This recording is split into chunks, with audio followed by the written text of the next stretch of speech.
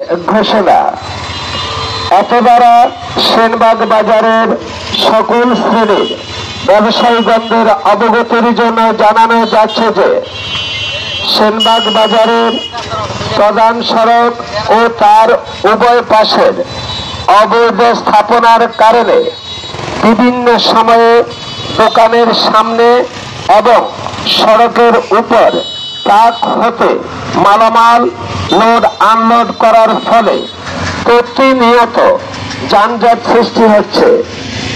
যানজট নিরসনের লক্ষ্যে বাণিজ্যিক কেন্দ্রসমূহ মনে রাখবেন রাত 10টা থেকে সকাল 8টা পর্যন্ত মালামাল আনলোড করা সহ রাস্তার উভয় পাশে অবৈধ স্থাপনা সরিয়ে নেওয়ার জন্য নির্দেশক্রমে অনুরোধ করা যাচ্ছে।